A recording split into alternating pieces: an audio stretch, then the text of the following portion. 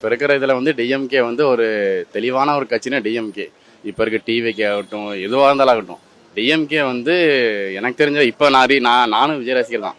நான் அவரோட பேச்சு ஒரு தெளிவு இல்லை, அவரோட அரசியலே தெளிவு இல்லை. இப்போ கூட கரூரில் 41 பேர் செத்து போயிருக்காங்க. ஆனால் அதில் கூட என்ன பண்ணியிருக்காங்கன்னா, ஒரு ஒரு ரூம் போட்டு இருந்து என்ன ஏதுன்னு பார்த்துட்டு போயிருந்தா ஒரு தலைவருக்குன்னு அழகு. எதுவுமே கிடையாது. அன்னைக்கு நைட்டே போயிருக்காப்புல. ஸ்டாலின் எதுக்கு இங்கிருந்து அங்கே வரணும், நீங்களே சொல்லுங்கள். இப்போ இருக்கிற சூழ்நிலை வந்து டிஎம்கே வந்து பெஸ்ட்டுன்னு தோணுது. நான் இல்லை, எங்கே போனாலும் நான் சொல்லுவாங்க, ஒரு நல்ல ஒரு மினிமம் 12th காலேஜ் ஸ்டூடெண்ட்ஸ் தான் கேட்டிங்கன்னா, அவங்க ஏதாவது வந்து அவங்கள்ட்ட ஏதாவது ஒரு வார்த்தை இந்த மாதிரி போய் கேட்டிங்கன்னா கண்டிப்பாக டிஎம்கே சூஸ் பண்ணுவாங்க. அதுக்கு படிப்பறிவே இல்லாதவங்க வேணால் சொல்லலாம், அந்த விஜய்ன்னு சொல்லலாம், டிவிகேன்னு சொல்லலாம், இல்லை பிஜேபி சொல்லலாம். நீங்கள் ஏடிஎம்கே உங்களுக்கே தெரியும், மாறி மாறி மாறி மாறி போன வருஷம் வந்து கூட்டணிலாம் வந்துச்சு, மறுபடியும் கூட்டணி வந்துருச்சு. அது அவங்களுக்குள்ளே ஒரு தெளிவு இல்லை. டிஎம்கேனா ஒரு பெஸ்ட்டு. இப்போ இருக்கிற வரையும் டிஎம்கே பெஸ்ட்டு. இன்னும் அடுத்த ஒரு எலெக்ஷன் வந்தால் டிஎம்கே தான்.